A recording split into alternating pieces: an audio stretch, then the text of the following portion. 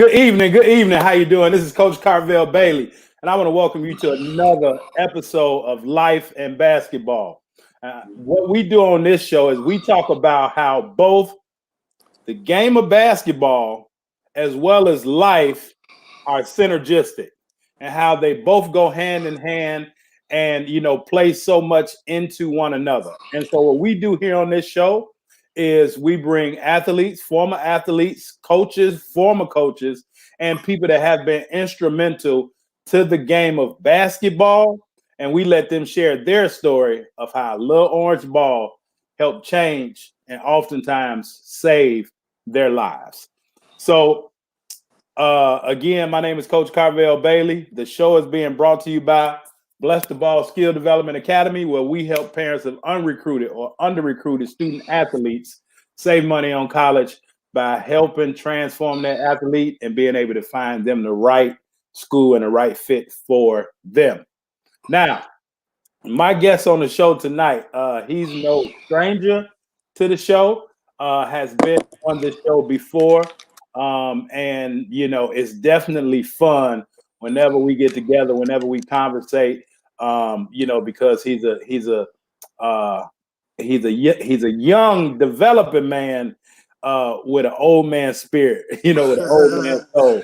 I am pleased to have someone that I affectionately call somebody like my hoop son that's always been willing to listen to me, always been coachable, always been receptive, but always hungry for more information, and when you think of being coachable, those individuals that's coachable really have a much longer sustainability in this game of basketball, and that's what we're going to talk about tonight. Sooner or later, the ball will stop bouncing, but there are still ways that we can contribute to the game, and he's definitely shown his worth to the game of basketball.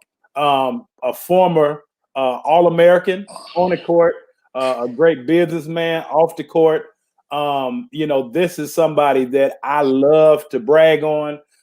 He exemplifies hard work and fun. Like, so as hard as he works, he has much more fun, and sometimes it can get confusing to others because they may not understand everything that goes on in the background. Well, I've had the pleasure of sitting down and talking to him about, things that he's been doing to build his business, things that he did to grow his basketball life. Now a married man, has a baby on the way, a family man, and he's contributed to the success of so many young athletes as well as athletes in his age range. And so, I am proud, I am honored to bring back on the show. It's not a lot of people in which you call, and whenever you call, because of you, they are right there, or they are willing to meet you and get things done for the sake of other people. And so this man has a genuine heart, has a kind spirit, and I am happy to present to some and introduce to others my man, affectionately known as Slime, the All-American himself, Coach Kris Harris. Coach, how you doing tonight, man? Hey, what's going on, Coach? How you feeling tonight, man? Man, I am doing amazing, man. I'm doing amazing. I am happy to have you on the show again tonight, as always, man. And let's jump right into it, man. Let's jump right into it. First of all, let me ask, how are you all doing? You and the wife, and how's everything going right now with just kind of being sheltered in, and sheltered in place, and just kind of stuck in the house a little bit. How's it going, with you all? How y'all maintaining right now? Man, we just chilling. We quarantined in, just being healthy and safety first right now. You know what I mean? We're doing a lot of grocery shopping, keeping food in the house. I'm doing a lot more cooking than I usually do, but, it's all cool. I don't really have nothing else to do, just sit in the house. I'm used to having a schedule every day. Right. You know what I mean? Now I don't have that schedule, so I kind of came up with a little podcast that I'm doing myself. Yep. You know what I mean? To get a kids a voice to talk about what they're doing. And, to my younger kids watching on my Instagram, to get to kind of feed in and chime in on what some of the guys that they look up to are doing during the quarantine. Yep, yep, yep. Yeah, no, and it's a great show. And I think that that's one thing that I love, about you. And to be perfectly honest, sometime, and we'll get into it, but sometime I, got to call you or send you a message like, hey, just nobody can replicate originality. So so many times people want to compete, but I think that you understand that it's enough people in the world that everybody not going to listen to one voice, but everybody wants to be educated. And so that's what I love about you. You're always evolving and doing things the right way. And I failed to mention understanding life through the game of basketball. The show was birthed from this book. So if anybody, understands the concept of this, and everybody I bring on the show, understand this. And as I say, like with Kris being able to do it the right way, he teaches this way. He teaches life through the game of basketball. And I'll put a link, where you can get the books later. But before we get into it, Kris, tell the people that may not know who Kris Harris is. This show goes, nationwide. Last couple of weeks we had somebody from Brazil, and all that. So like, just share with the people exactly who is Kris Harris. We'll get into Coach K in a minute. I came from Bellwood. I grew up in Bellwood. Went to Proviso West, my first 3 years. Then I transferred to Westerhouse my senior year. Moved to the south side, across the street from CVS, the transfer.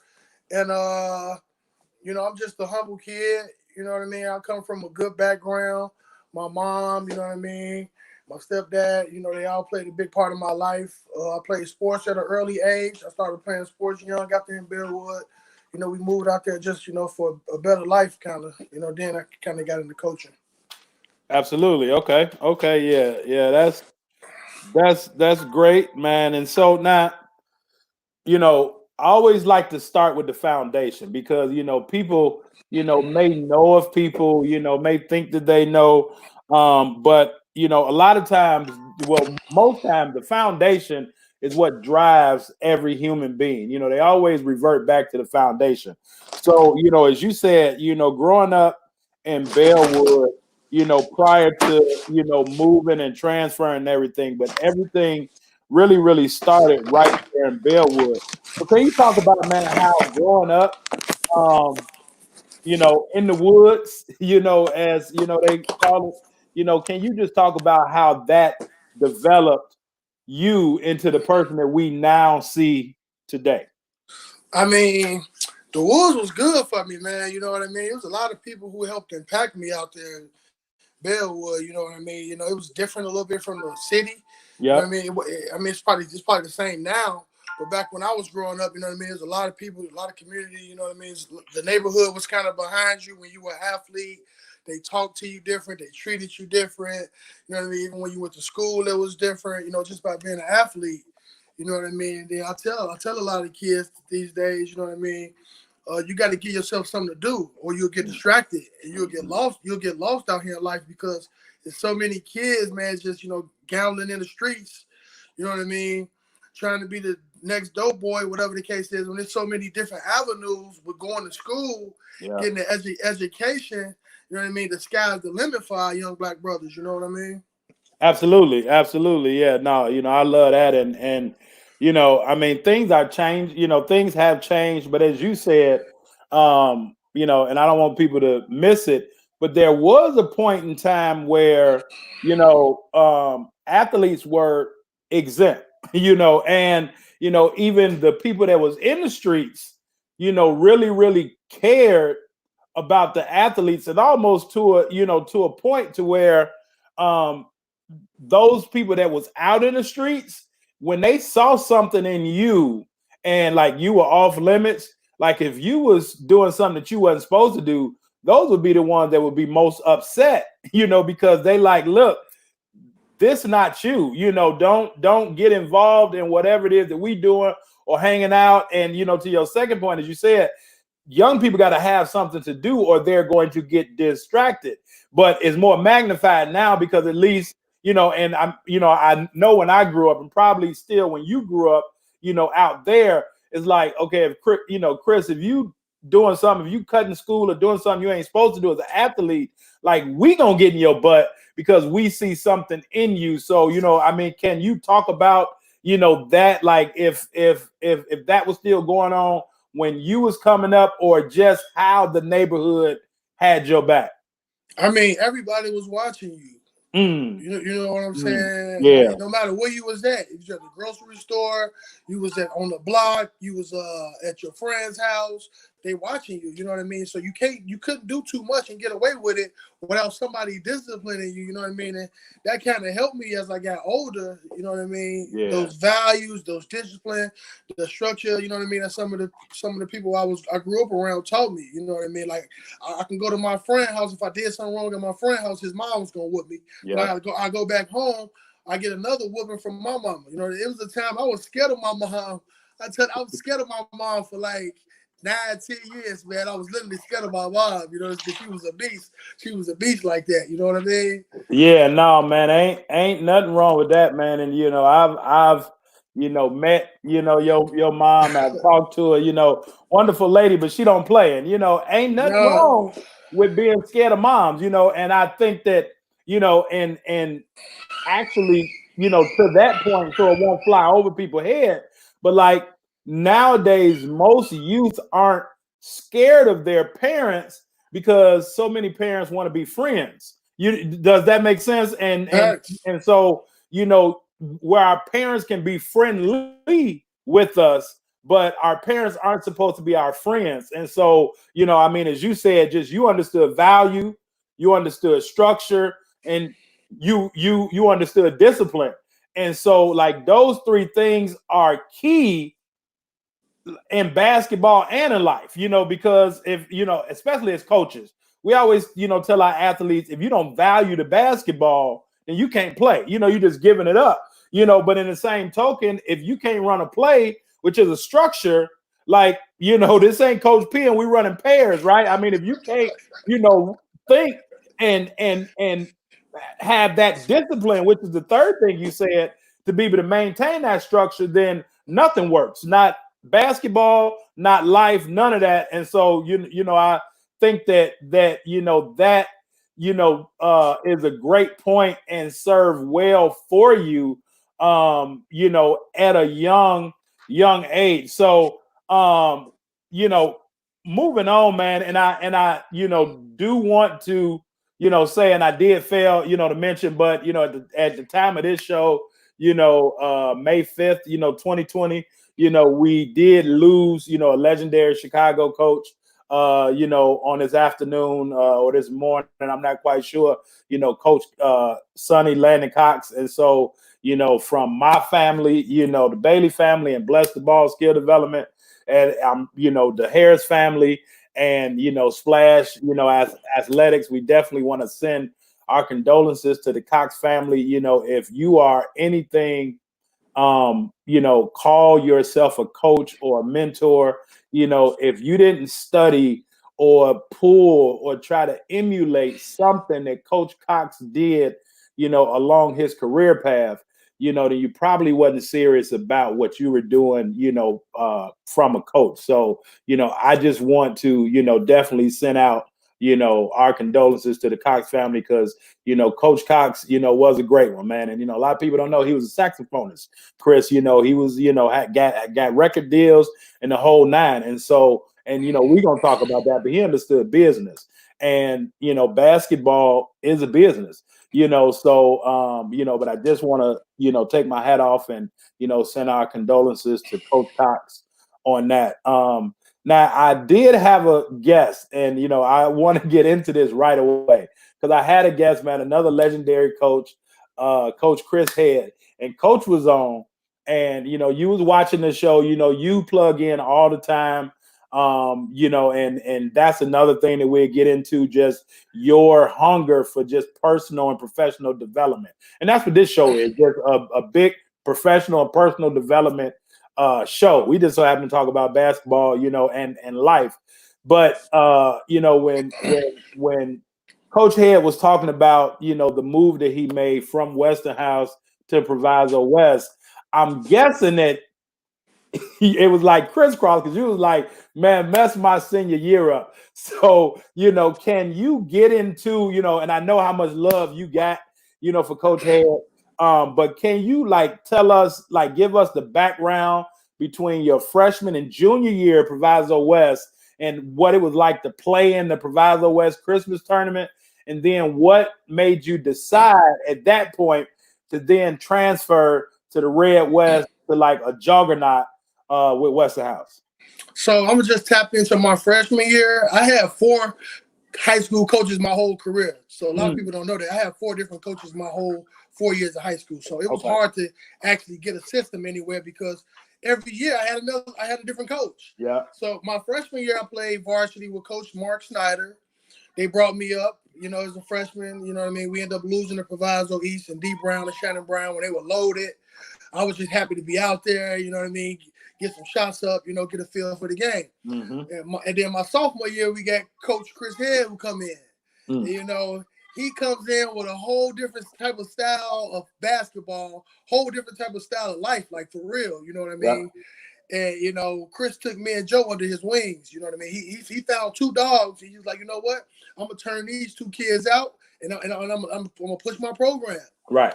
You know what I mean? When Kris was there, in the year that he was there, we won conference on all levels. That hasn't happened in 20 years, 15 years. Yeah. You know what I mean? And that just shows how much a coach can impact a program. Right. You know what I mean? Just by a system. Yeah. You know what I mean? And the thing with Kris was he kept a few coaches around who wasn't really his coaches. You know what I mean? And that's something I'm learning now as a coach. And you got to be real wary of who you have in your program because sometimes people can sabotage you in your own program. Yeah. You know what I mean? And that's when everything can just, backfire. You know what I mean? And shout out my boy Marcus Hatch. I see he's just tuned in. You know what I mean? And I was a sophomore playing varsity, and Kris had us rolling.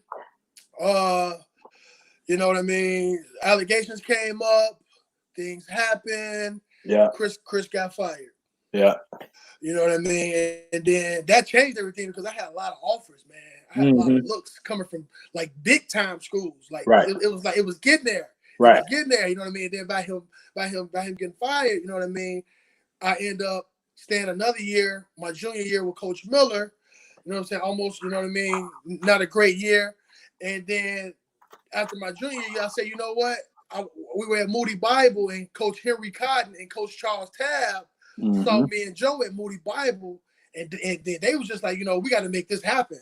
Right. You know what I'm saying? So I was getting transferred before all this transfer stuff started. Right.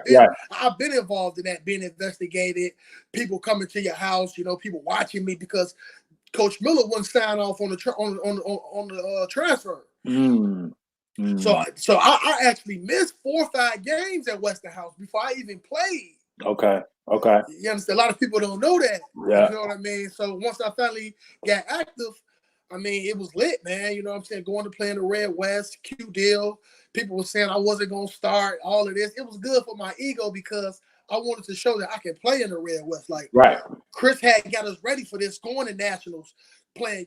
People don't know I was the 5 at nationals when I played with Kris. I was playing the 5. I thought small ball. Yeah. I thought Kris was nuts, bro. Small ball. I thought it was nuts. I'm at the tip against Tyler Hansborough, bro. You know what I mean? We end up almost beating Tyler. A lot of people don't know this story. We had Tyler Hansborough that beat. They hit a game winner off the glass to win the game. We had them beat. Had them beat. Yeah, they were beat.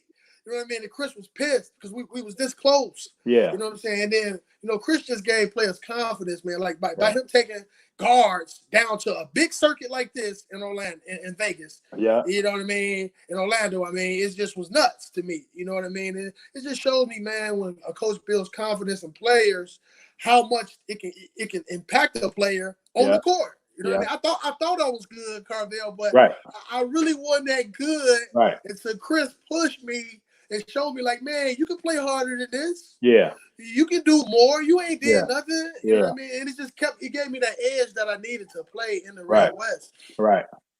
Yeah. Never been satisfied. For sure. It's don't ever get too high. don't ever get too low. You Right. know what I mean? And I even learned that in life with business. You can't Right. get too high on nothing. Yep. You can't get too. I'll run a big tournament. I'll do a tournament. I have 50 teams. I'm not high on that.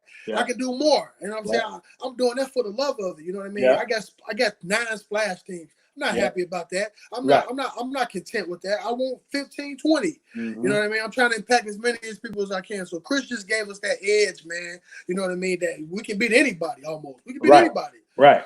Yeah, and I love that you say that. I remember when I first left Truman and got over to Malcolm X, and Coach Willie Scott did the schedule before I even got over there. So Willie had a power pack schedule, and coming right out. And then whenever you're a new coach, because you're bringing in a new program and a new system, and so one is a testament to you having played for 4 different coaches, brand new systems each year, but being able to excel in those systems.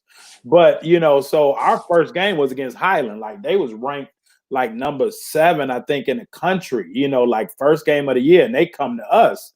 And I'm like, damn, and we knocked Highland off. First game of the year, they had a dude that's supposed to go to Marquette, 7-footer, like, recruited by everybody, and they came down there and we knocked them off. And as soon as I went in the locker room, I said exactly what you said to my players. I said, listen, man, I said, don't get too high and don't get too low, because what happens is those same people that put you up on that pedestal go knock you off. Those are going to be the ones that's going to knock you off. So if you don't allow yourself to feed into what they're saying, then now they can't knock you off. But the same way, if you get emotional about things that they're talking about, and you allow for that to like take you low into a certain level, well, those people aren't going to be the ones that's going to pull you up either. So that's a great point, and that's why I said you're a man, you're a younger man, but you got an old soul. Your mind works. Could tell that you was hanging around the older folks your whole life, understanding that. And then, as you said, like, coaches can help build confidence. And now with confidence, you have to, with confidence, you can do certain things that you aren't able to do normally, just because you're thinking in a totally different way from everybody else. As you said, you jumping against Tyler Hansborough, who, in North Carolina was, amazing. Well, you probably every bit of 6'2" on a good day, 6'3". But 6'3", just knowing that, look, this dude ain't tougher than me. And that's kind of what it boils down to. And so a coach that can instill confidence also instills that mental toughness, but I want to ask you, Coach, man, how was it now once you got over to Westerhouse? Because can you name your teammates, some of your teammates that year? Because I don't think people understood, even as a transfer, how deep that Westerhouse team was.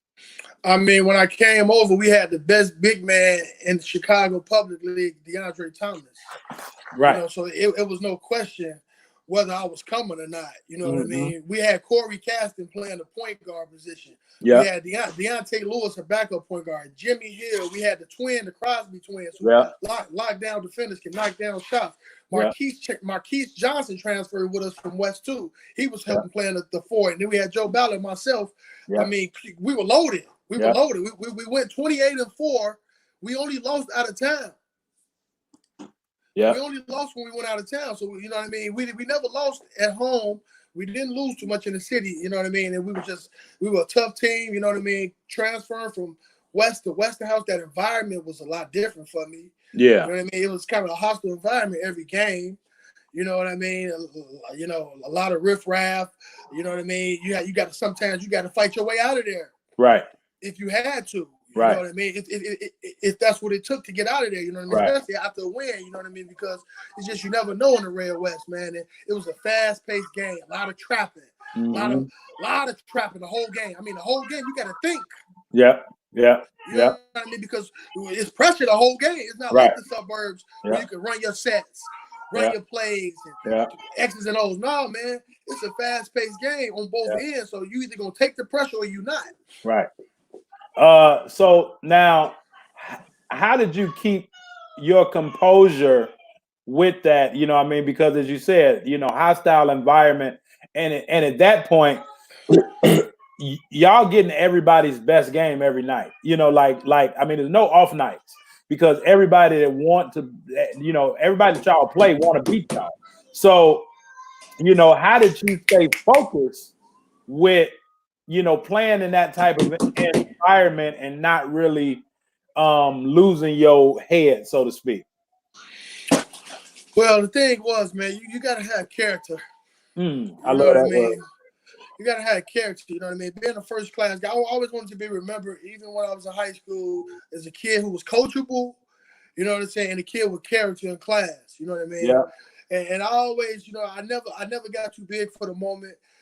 The wine. I never got too big for the moment. I never backed down. You know, I was always sticking a tough guy. I mean, Q Deal would put me on the best player on every team we played. yeah, You know yeah, what I mean? He would give me that assignment, and it gave me the confidence I needed. Like, man, coach trusts me to guard Nate Manoy. right, He trusts me to guard D Rose. right, He, right, he, he, he trusts me to guard Jarvis Walker. I'm like, damn, right, why is this assignment on me? right, I had to tell myself, like, maybe they see something in me. right, right. You Yeah, know what I yeah, mean? And, yeah, yeah. you know, I didn't even, I didn't know I was that good defensively, honestly. Okay, okay. You Yeah, know what I mean? and I think people miss that. You know, I think people miss the your ability to be able to guard the best offensive player on any team. Now, you all won city that year, correct? Yeah, we ended up beating Derrick Rose and Simeon that year at the United Center. It was live. I mean, the whole damn school, West Side versus South Side. Yeah. Got to the United Center, man. Walked us in the locker room. I'm like, wow, I'm in the Bulls locker room. Right. This is amazing. Right. Got out there, man. We ended up beating them by like 17. Big Dre went for 20. I was in the newspaper. I was in the newspaper the next day. Actually, Right. Q Deal called me like, go get the Tribune. Go get the Tribune right now. I'm like, Q, you tweaking. What's up? He like, K-Heads, you in the Tribune, but they had me scoring a bucket. Yeah. Western House wins the public league. Man, shout out Henry Cotton, man, because a lot of people don't know, man. He used to talk to me after every game. After every game, whether I played good or bad, I would call him. What do I need to work on? I was a student before I was a coach. Yep. Yeah. A lot of people don't understand that. A lot of these kids nowadays got the answers. Yeah. Like, oh, I love that. You tell them something, they want to come back with feedback. You try to coach them, and sometimes you got to tell these kids, can I coach? Ask them, can I coach you? Right. Can you let me coach you? Yeah. You know what I'm saying? Because these kids' attitudes are way worse than ours, dog. Yeah. You know what I mean? It's parents involved. You got kids being baby. Yeah. I can go on, man. But if you let my kid coach you, if you let me coach him, you will see a difference in your kid. I tell parents that. Let me coach him. Yeah. You know yeah. No, and that's you know, I mean, one, you know, testament also, you know, to your mom, but also to you. And, you know, I mean, you know, Hen is a legend. And, you know, but just with that staff, and even after, you know, say Coach Head left, but just if coaches aren't able to push what is already inside of an athlete out of an athlete, then they're not going to be as successful as they can be. Because oftentimes, you know, when you give that push, what's going to happen is, you know, most times nowadays, the parents going to get that little push back, like, no, well, don't treat them that way. Don't talk to them that way. But as coaches, we see the same way that you said, you know, if Coach Head or Coach Cotton, you know, saw something in you, or Coach Deal, you know, saw something, you know, Q Deal, if they saw something in you that you didn't see in yourself, but it was going to take a little bit of pushing, you know, to make you uncomfortable to pull that out of you. And so, you know, I think that was great. And, you know, we must mention at that time of, you know, like winning city, you know, the Bulls was still pretty good during that time. You know what I'm saying? So, like, it was, you know, was a pleasure and a treat to be able to go into, you know, the United Center and even just be amongst, you know, the house that Mike built, so to speak. And so now you leave Westinghouse and you do what every kid dream is. you have a chance to go Division 1, and so you go out to Louisiana and go to Jackson State. Mississippi. Oh, Mississippi. Right. Oh, excuse me. Yeah. I got my white family from KSU. They be like, "Hey, you talking about? Hey, you talking about?" No, don't do that. Jackson, Yeah, Mississippi. yeah, Jackson, don't do Mississippi. that. Yeah. So yeah, so you go to JSU. Can you talk about what helped you make that decision, and then what happened? Because we know the following year you came back to South Suburban where everything kind of blew up for you in the right way. So at Jackson State, it was a great experience, you know what I mean, going to HBCU, but it just didn't work out. You know what I mean? They wanted me to redshirt my freshman year, which I should have. I should have redshirted and listened to them and not wasted a year, because I would have had 2 years once I left. Yeah. In JUCO. Yeah. But I was being a little stubborn, being a Chicago kid. I'm gonna show them that I can play. I'm gonna show them that they're gonna have to play me. Yeah. And it just didn't go well, so I ended up transferring, going to South Suburban College my sophomore year. So I had 1 year. I had 1 year at South Suburban. So when I left Jackson State, I had an edge that I just had to prove myself again. You know what I mean? That I can be really good. That you know what I mean? I can get back to Division 1. Right. I can put on. I can actually get to where I really want to be. And Coach Pagatti helped me do that at South Suburban. All right. Now you said that they wanted you to redshirt. You didn't want a redshirt because you wanted to prove to the coaches that you could do it. And I won't. For the athletes that's watching the show, the parents of athletes that's watching the show, even the coaches that's watching the show, hindsight is 20/20, so to speak. But as you said, you should have listened to them. But being a Chicago kid, you wanted to just prove yourself. The red shirt don't necessarily mean that you're not good enough, right? The red shirt can mean that particular team, coach, program wants you to get stronger. They may have other individuals that they're trying to pass through or get through one more season, so now you can come and be an immediate impact. But can you talk about the feeling, right? I want to know the feeling, because so many athletes go to schools that they probably shouldn't go to, and then they it feels like it's mud on their face, and they feel embarrassed and everything. But coming back to Chicago, knowing, hey, I went Division 1, now I'm back home. Can you talk about that feeling? Because I want the athletes to really understand the importance of choosing the right school and then listening to those coaches once you get there. So now it didn't work out. You come back home. How was that feeling? I mean, I felt good coming back home, because I knew that, this is where I'm from. I can come here and make an impact. I got my family at the house. Yeah. I know that they're going to be supporting me, whatever I do. Yeah. I just needed a good coach to believe in me and give me a chance. Yeah. Okay. Yeah, I like that. Coach to believe in you and then give you a chance. So now, and let's call it what it is. So now this is year 6. And you had 6 different coaches. I done had 6 different coaches in 6 years. It was a journey. It was a journey, Carvel. Yeah. I mean, it was frustrating. It was hard to understand sometimes. Yeah. But I knew I had somewhere I had to go. I knew I had a destination. Yeah. You know what I mean? And I was just trying to get to my destination, to get a degree from a Division 1 school, get my paperwork, get that degree, and then try to make some money, whatever that was going to be. Yeah. So now you wind up going to South Sub, and Coach P's first year, he putting together a program, and former D1 assistant. So I'm pretty sure he felt good with being able to have a Division 1 player, in terms of caliber, come there.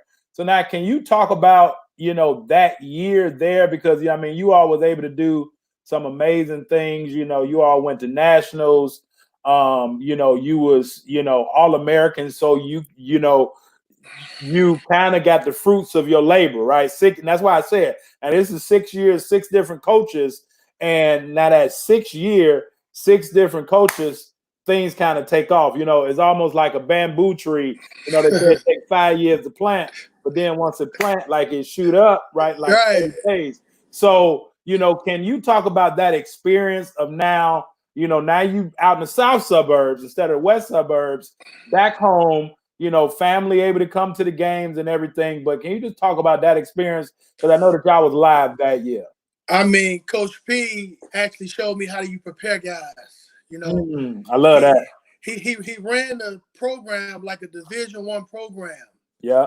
You know what I mean? And that was the difference. You know, I've never been coached like that. Coach, a lot of people don't know. I come up on a lot of good coaches, so it shouldn't be a shock why I'm a good coach. I've actually came up on some really good coaches in my coaching tree. Absolutely. And I'm coaching with clients right now. Right. Another legend. You know what I mean? Yep. So a lot of people don't know. Like I got a chance to soak up a lot of things, but Coach P, we actually started out real bad, Carvel. We started out like 6 and 9. A lot of people don't know this. Yeah. Overlooked. Coach P wasn't having that. Yeah. Coach P took us to the gym after our last loss. He ran us like dogs. I almost started to hate him the way he ran us. The big picture was we won 26 straight games after that. Yeah. You understand? And that was the bigger picture. You know, Coach P was a real good on preparation. And I take that into my coaching now. You got to prepare the kids. You know what I mean? You can't just go out there and play. You got to prepare guys to be for the next team. Every team is different. Yeah. You know, me and Coach P went at it a lot. A lot of people don't know that. Like, that's my guy, but we butted heads a lot. You know what I mean? Because I had an attitude and an ego, and he has a big ego. You know what I mean? So we kind of collided a lot of times. But when we came together and actually meshed, he ran plays for me. Yeah. We had sets. Yeah. He put me in position to be great. I wouldn't be an All-American without Coach P, to be honest with you, because he ran a lot of sets for me to make plays. Yeah. Yeah. You know what I mean? And that helps. And what, you know, a lot of people don't understand, you know, I've been knowing the guy, man, damn near 30 years, you know, if not longer. And, you know, he was my camp counselor at Jordan Camp, you know, back in the day. And, but like, he's going to challenge his athletes, you know, and you know, especially the ones that he knows that he has to depend on. And it kind of go back to what you were saying. Let the coach you, right? You know, let the coach coach you. But, you know, just what, like, he's going to challenge you so that he can just see, okay, is this guy worth being in my foxhole? And once he understands now in your foxhole, now he's gonna continue to run them plays for you, you know. And I mean, we ain't gonna call out his play, but he's gonna continue to call your number. I mean, in the best position possible. I mean, KB, the kickoff every game, he called my number. Yeah, you know, and I had to guard all the best players. He made me defend. Yeah, you know what I mean. He made me defend. You know what I mean. He said, "You're not just gonna be a scorer. Yeah, you're gonna also guard the best player on their team, so we can win the game, and you're gonna outplay them." Yeah. You know what I mean? I can remember the phone call at the end of the season, dog. I'm in computer class. Coach P called. I'm like, why is Coach P calling me? You know I'm in class. Yeah. Coach P like, you are All-American. I told you it was because of me. You are All-American. Blah, blah, blah. I'm like, oh my God. Yeah. You know what I mean? And then it was a beautiful the way he kept believing in me. He never gave up on me, Carvel. Yeah. He could have gave up on me. Yeah. Yeah. You know what I mean? We were 6 and 9. Yeah. And out of those 9 losses, man, you know, and something that I took with me, you know, because that, you know, the year that you was there was my last year at Hyde Park, you know, but I would be in practice maybe, you know, 2-3 nights a week watching y'all learning, you know, my notepad and everything, because, you know, he just welcomed me like, come on, man, you know, learn, come to practice. And then the next year, you know, he offered me to come on staff with him. But, you know, what people don't understand, like the things that he does, he makes his guys strong here. And you have to be able to be strong from the neck up, you know, in order to be able to play from the shoulders down. But part of that being strong, as you said, and the reason why you emphasize, I know it, the other people don't know it, so let's let them in on it. You said we were 6-9. Well, each game that you lose, you got to run them suicides, the number of points that you lost by. You know what I'm saying? So if y'all lost 9 games, and that's easily anywhere between 70 and 100 suicides time that you got to. So at a certain point, you got to draw a line in the sand and say, "Hey, man, we're not losing no more." Hey, he built a winning culture. Yeah. You know what I mean? He wasn't gonna settle for losing because we had all the talent. He knew we had the talent. You know what I mean? He wasn't gonna take that. He was trying to change the culture, and with us, we had to set that tone for the next 15, 20 years. Yep. You know what I mean? That we're gonna be a winning program. Yep. And we end up going to nationals. We end up taking 3rd in nationals. It was beautiful. I got the NCAA 2 tournament player of the year. I got All-American of the year. I mean, there's a lot of great accolades that came after it that opened a pipeline for other players who came after me by me being at the top of that list. Yep. And what people don't know, and I don't really know how it is and how it was in high school. Him might be able to answer it, but you were the All-American in junior college, and you ain't shooting no 3-pointers. Nope. Like, I mean, you didn't. It ain't like now where everybody play from deep. The one thing that you had and still have in your repertoire that's the lost art is a mid-range game. And I mean, people don't know. It was a running joke. You put Chris Harris on the 3-point line, he's gonna miss it. But if he put his heels on the 3, right, he only a foot inside the 3. Thanks. It's curtains. You know what I'm saying? So like, can you talk about the importance of having a mid-range game, being able to make your move, in 2 to 3 dribbles and being, effective? Like, to the young athletes, can you talk about that? Just the importance of being able to make that move, get to your spot, and get the ball up in that mid-range area. I knew if I got to my spot, it was a bucket. Okay. Because I practiced it so much in practice. Yep. So it was kind of like I was a machine almost for mid-range. I knew if I got to my spot, the elbow, the corner, short mid-range, I pull up. Coach P, he was going to let me shoot any mid-range shot I wanted. Like, he never told me I couldn't shoot. You know what I mean? So, I tell the kids a lot, don't fall in love with that 3. That mid-range will get you to the next level. Yeah. You know what I mean? That stop and pop on a dime, under control, in rhythm. Yeah. It's textbook, man. You know what I mean? And I didn't shoot 10 threes that year, and I was an All-American. Right. You know what I mean? And that speaks volumes because a lot of kids get caught up in that. Yeah. You know what I mean? I knew, you know what I mean, from what I worked on with Kris, and other coaches who I came before, that I was the mid-range king in Chicago. Yeah. And just being able to be real efficient with the shots that you do get up. Don't have to shoot 30 shots a game, to get 30 points, but be, real, efficient with it, and now after that, God answers those prayers, right? You went Division I, it didn't work out, had to come back home, but now you get the opportunity to have the best of both worlds. You get to go back Division I, and you at home.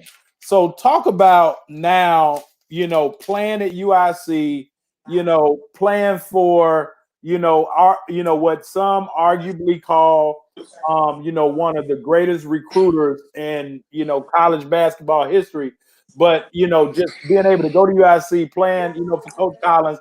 And I know that those 2 years were kind of rocky, but getting back to that Division I level, can you just explain for those athletes, those student athletes, those parents, and those coaches, like, what was different? When you go to a D1 level, can you kind of give them the outline of a normal day? So it's all business when you go D1. Yeah. You know what I mean? You wake up, you get to go to breakfast. You got like a lunch card they give you. You know what I mean? You get to go to breakfast, get up early, get some breakfast in you to get to class. Yeah. You know what I mean? After you go to class, you got to go to class. You know what I mean? You're being watched and patrolled. Yeah. And then you got practice after you get out of class. Yeah. Then after you practice hard, you maybe get a lunch in and then you go shower and then you back at the dorms. Yeah. You know, and this is every day. You know, yeah. when you D1, you mean you're a student athlete. I mean, a lot of people take that word lightly, student athlete. Mm-hmm. You know what I mean? Like you really have to be on your books at UIC or you'll get lost. Yeah, yeah. Especially UIC. Especially UIC because I mean it is, academic school, and I say all the time, if it's, if you got to go to, not have to go, because you definitely got to go right to study hall. So if it's study hall, if it's weight training, if it's going to, the training room to get treatment, practice, whatever, like all those things were practice. Like, so if Chris Harris had an injury and Chris Harris didn't go to get treatment earlier during the day, right? Like coaches are asking these questions, as you said, like you being watched. So on that college level, they have coaches that's found out, okay, did Chris come and get treatment on his knee or on his hand, right? Did Chris go to weight training? Did Chris go to maybe in the visual workouts? And if you didn't, that's the same thing as missing practice, because what people don't understand is you said it's a business. So if they gave you over the course of 2 years $50,000 to $75,000 in college education, they're investing in you. You know what I'm saying? So they can't afford for you to be hurt and not go get the treatment. So if you don't do that, now it's consequences, and I think that the younger athletes need to understand it. It ain't like, oh, coach, man, my car broke down, man, I can't come to practice. Or, my roommate, didn't get up in time, so I couldn't make it, to get to the trainer. Like, it's none of those, excuses when you get to that next level. And so, like, you do what you need to do. You finish your career, at UIC. And now the ball slowly, you take your hand off of it. And now after so many dribbles, the ball just don't lay flat, and I actually remember the day, I think me and Coach P was in Outback and we was having lunch one day. And he had told me, he was like, yeah, talked to Chris Harris yesterday, and Chris, wanted me, to help him to get some balls, engraved and things, because he's about to have a camp. Like, what prompted you? Because now we talking business right now. You're able to impact the game of basketball in a whole different way, in a whole different manner. But what in your mind said, let me start helping the younger kids? Like what happened to make you say, I ain't gonna try to go overseas, I ain't gonna try to do that, right? Like, I know I got it, but I want to now give back right away. Like, what happened there? Well, I wanted to stay around the game. Yeah. That was the main thing. There's not much that I can do. Yeah. And I wanted to impact the game and help develop the youth. Yeah. You know what I mean? So when the opportunity came to coach, I got a call to come coach out in full package. I hopped in the truck, headed out there. They met with me and hired me. Okay. I started coaching girls. A lot of people don't know, Carvel. I started coaching girls. And you know what? I enjoyed it because girls actually listen better than guys. Absolutely. So I'm running sets. I'm cutting people up. I got these girls pressing. People like, man, who is this guy? You know what I mean? Yeah. So another coach who's seen me coaching some girls offered me to come work for his program on the north side. Okay. Yeah. So that's how I got on the north side. Yeah. Once I got on the north side, I eventually evolved from him because I had eventually started getting too big. Right. Too many people knowing me. It was time for me to evolve as a person. Yeah. You know what I mean? It was me. It was mental. I knew I was ready for this. Yeah. I started with about 8 kids, Carvel, training. Yeah. I had about 4 parents come up to me like, hey, we want to turn this into a team. I'm like, whoa, I'm a little nervous now. I'm like, okay, Right. You got to rent gyms. You got to pay for uniforms. Yeah. You got to pay for tournaments. Yeah. A lot of people don't know the backside of AAU and Yeah. what it takes to run a business. Yeah. You know what I mean? It ain't just what you see. Right. You know what I mean? I got a lot of kids on scholarship. A lot of people don't even know. I got a lot of kids that are scholarship that don't even pay. Yeah. You know what I mean? Just to make my program go and make it all look good and be diverse. Yeah. Yeah. You know what I mean? Because when I first started out, I didn't have a lot of black kids. Yeah. You know what I mean? A lot of people don't know that. They see a lot of white kids. People will inbox me, why you got so many white kids, blah, blah, blah. But I was building. Yeah. I was building. I was getting my ass kicked at AAU. Yeah. I was getting my ass kicked. You know what I mean? Yeah.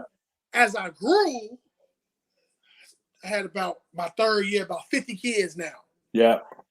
You know what I mean? It's all about trusting that process. I tell people, man, you know, you can't rush it. A lot of people ask me, man, how you got so many kids? How you do this and that? You can't rush it. Yeah. You know what I mean? You got to stay down and believe in what you're doing and just hope it gets better. You know what I mean? Yeah. And now, today, I'm 5 years in. We got about 80 kids, you know, coming to tryouts. You know what I mean? Mm-hmm. And we're not just playing basketball, Carvel. We're developing. I'm actually the reason I'm successful is because the kids that people be like, no, we don't want them. Yeah. I take them. Yeah. Yeah. You know, the kids people turn their head on and we develop them, we put them in my system and develop them. Yeah. And you know, to the coaches just listening, you know, even the parents that's listening, and you know, I want parents to be able to get more and more educated.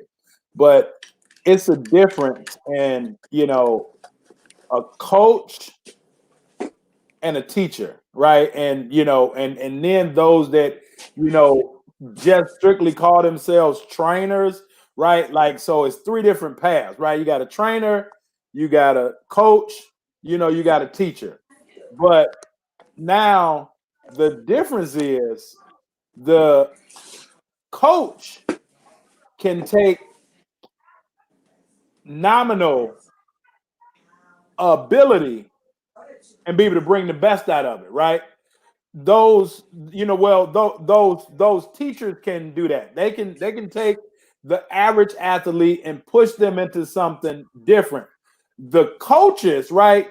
Those are people that can, you know, hey, we just gonna call plays for these athletes because they're already athletically gifted, or we gonna just let them get out there, right? They're gonna just run the system.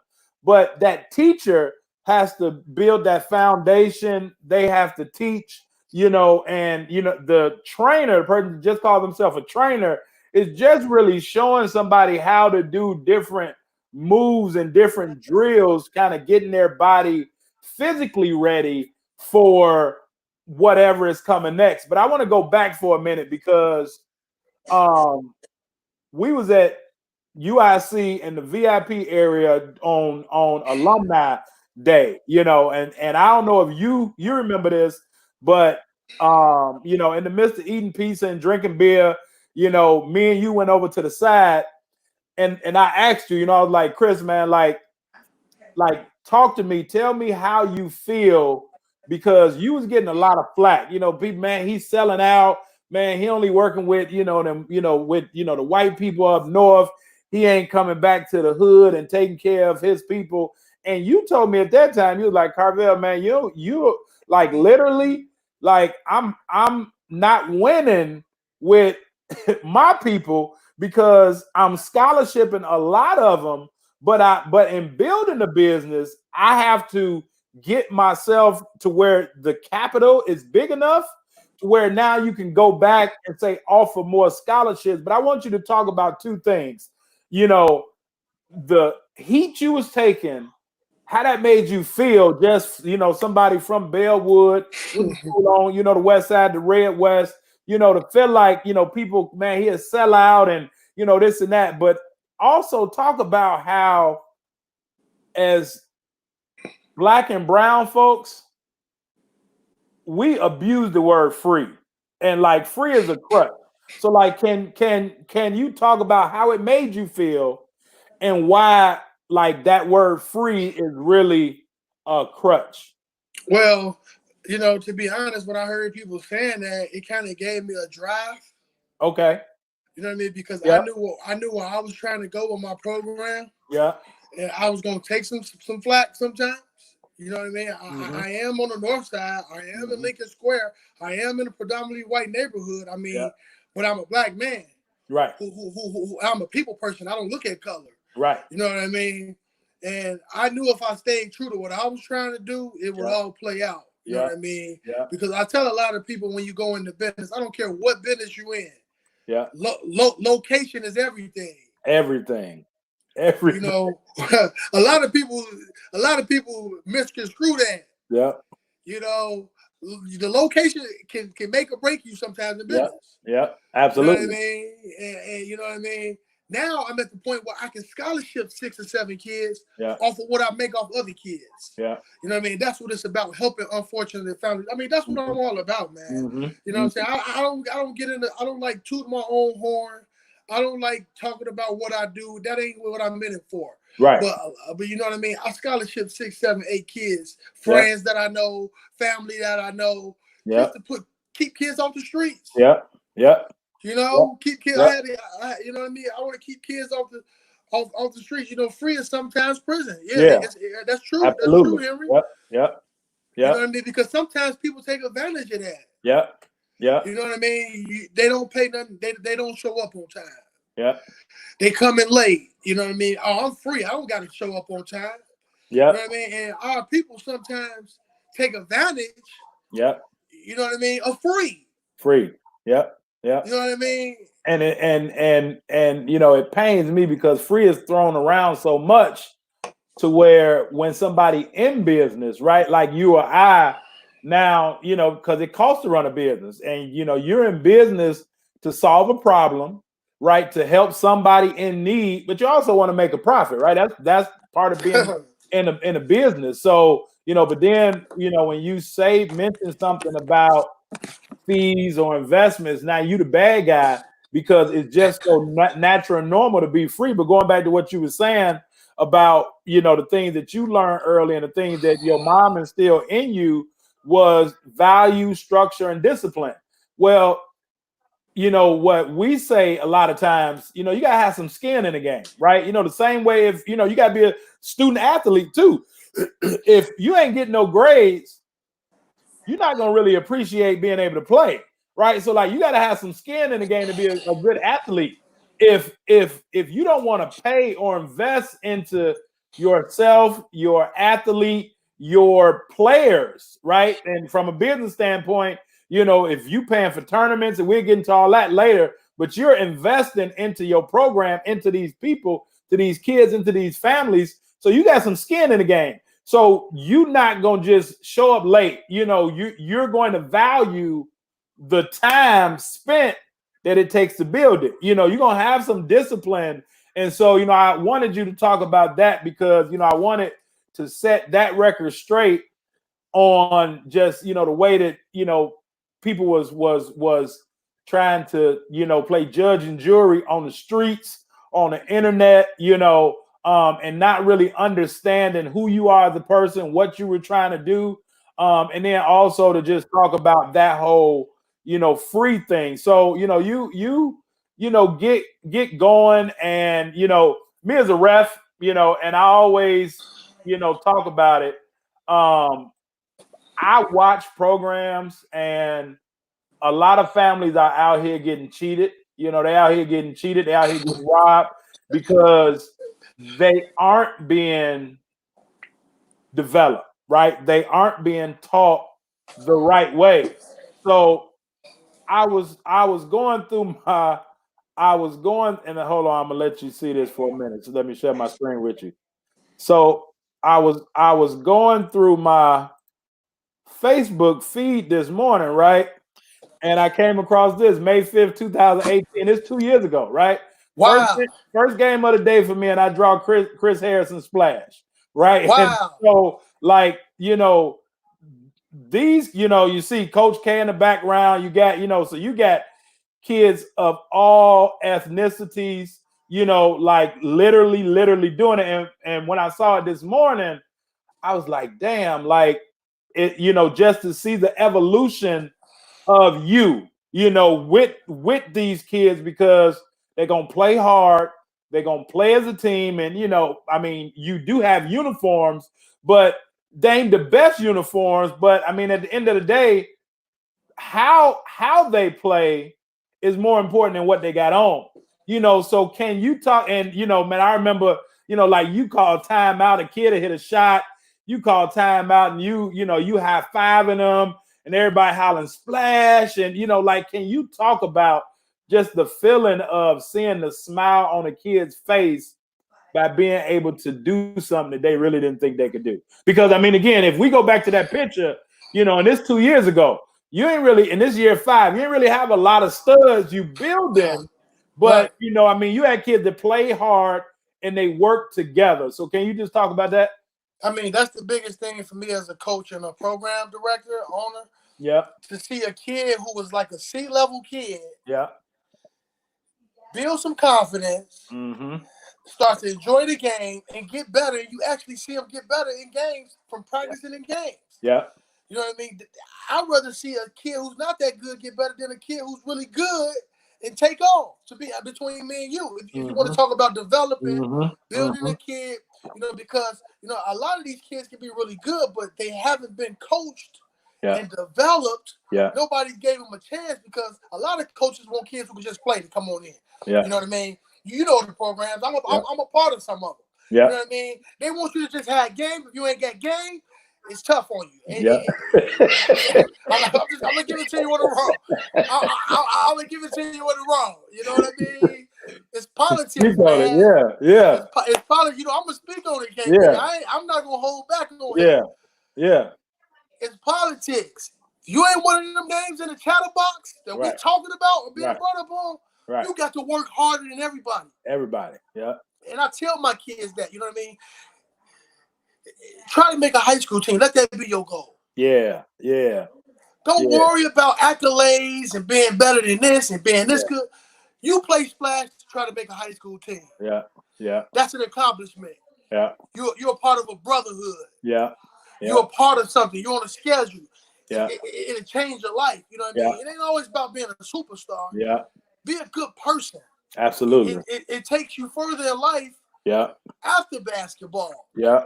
Being a good, you never know. One of my kids might be a CEO one day. They might be a director of a firm. I might be out of a job 20 years from now. Yeah. Guess who's gonna come get me? Yeah. Yeah. You got to think about that type of stuff because Chris Harris Splash might not be what it's gonna be 20 years from now that it is now. Yeah. Yeah. You know what I mean? I might have to reach for somebody. Yeah. You know what I mean? I've impacted so many kids. I had to understand that when I first started coaching Splash, it's not about winning and losing, Chris. I had to talk to myself. I used to be up in my guys and doing too much on the side. And I had to tell myself, you got to chill, bro. Yeah. You don't have those type of kids where you can coach like that. Yeah. Yeah. You gotta teach. Mm-hmm. You know, every coach that I hire, you know what I mean? I show them my system first. Mm-hmm. So they can have a philosophy of how we do things at Splash. Yeah. So when I leave you in the gym by yourself, I can trust you. Yeah. And I know that you are accountable. Yeah. And talk about that, because I know that, again, you've always entrusted me, to talk about, damn near anything. I mean, and that I'm gonna give it to you, like the way that you need to hear it at that time. If I might, been times where I didn't call you and then went off on you, cussed you out. Other times where I call, whatever, we'll talk in smooth conversation. You always be like, but for sure. you was talking to me about that, and it really bothered you just from a business owner standpoint, because you were getting pulled in so many directions now that the business is growing, because now every parent wants you to be the coach of their team. And, you just couldn't do that.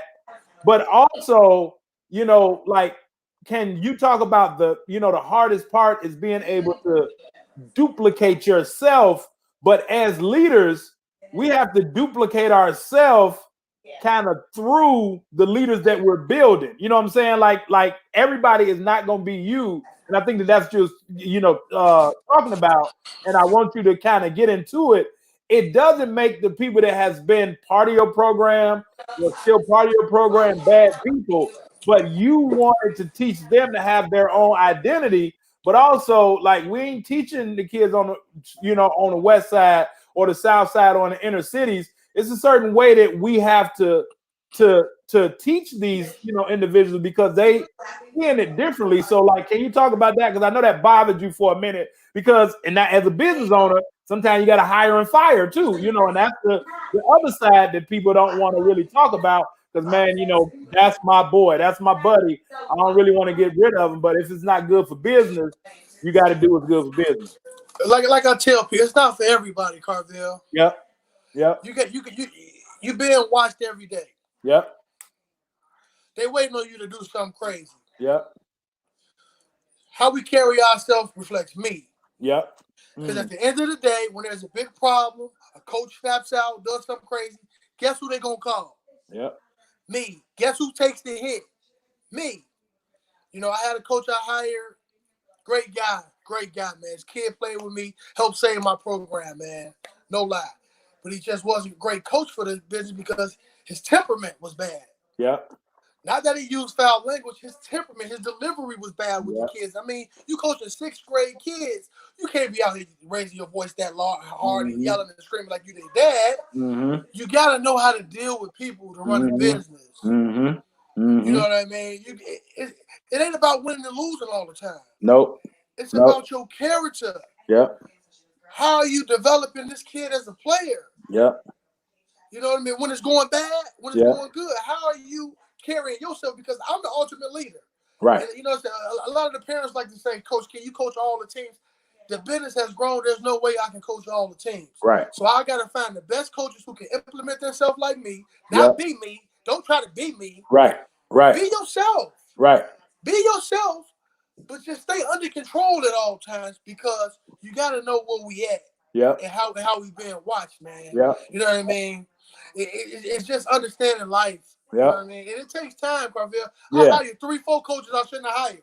Right. I hired 3-4 coaches that I shouldn't even hire. Yep. Yep. Trying to be a friend, and you got to be careful mixing friend and business. Yep. Absolutely. Because it can be a lot of things that go bad. When you bring friends in business, you know what I mean? Because of the expectations. A lot of people don't know the work that I put in. Yeah. Yeah. You know what I mean? The work that I put in the buildings, Carvel. Absolutely. Absolutely. Yeah. Nobody was there. Nobody was there. Not at the start. No, that's what I'm saying. They were slam dancing, and Leo shows his great intellect, and that social service conversation. That's exactly what they call it, code switch. And it's, it ain't selling out. You gotta know your audience, your environment, and how to move, around. But like, so the title of this episode, and I always title the episodes based on the people that I'm talking to. But the title of this episode is Build Your Own and They'll Come. As long as you build it and it's right, they'll come. And so athletes, coaches, they have to understand that even though they're not, let's say, owning a business at that particular point, but they are a business, right? The head coaches, you are the CEO of that team. Right. It all falls on you. As an athlete, you're the CEO of yourself, because when you get kicked off the team, if they send you home in college, if your grades ain't right, whatever, the season not gonna stop. They just got rid of you. You know what I'm saying?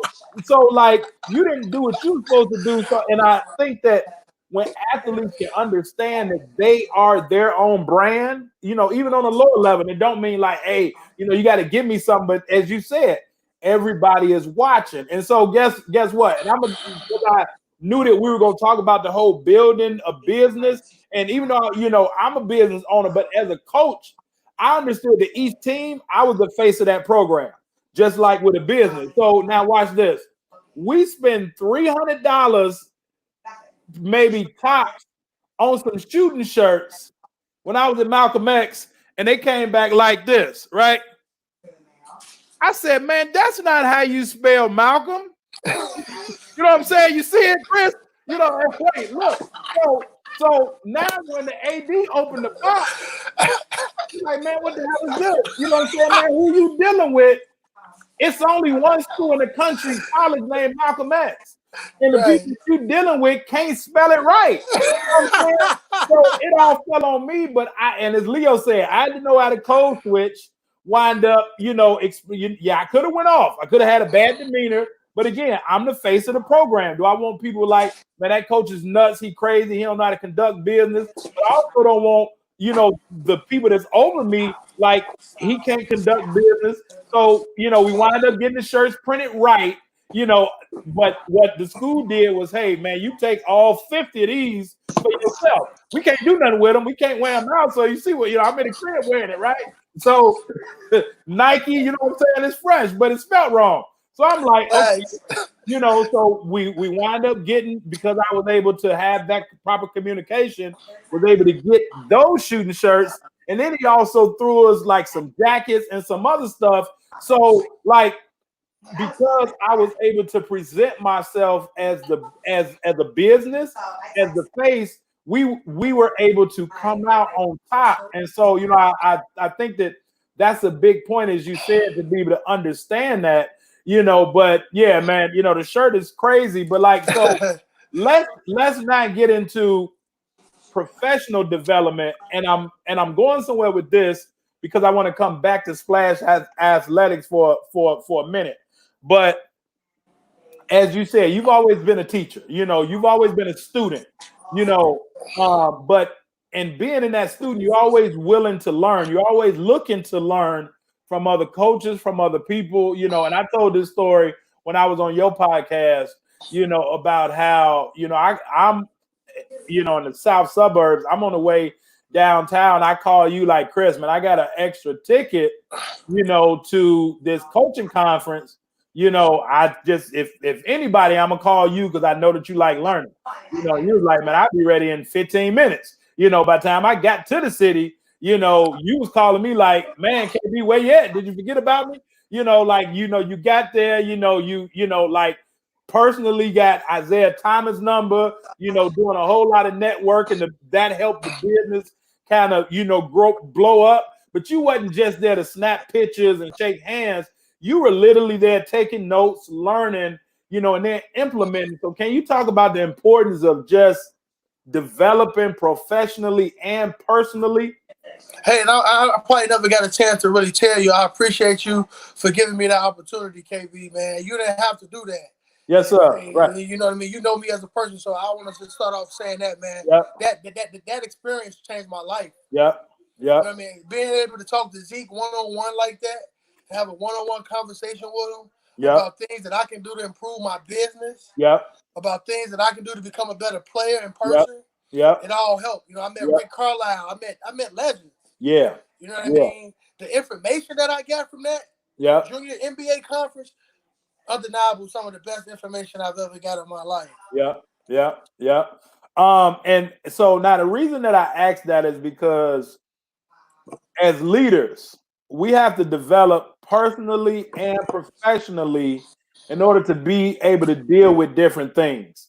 And so now, Splash Athletics, you're building it up, but then, you all get hit with a tragedy. And, one of your, players, had an untimely passing, and, you were there right along the way, you were, and I called you at that point. We kind of talked out. Another buddy had lost a player like a month later, kind of some of the similar situations, but like you were there with the family, you were there with the team, the organization, it was bigger than basketball really at that point, and I saw a developing and a changing in you because it was like, whoa, what I mean? And as educators, we've all had students that, unfortunately may pass or get killed.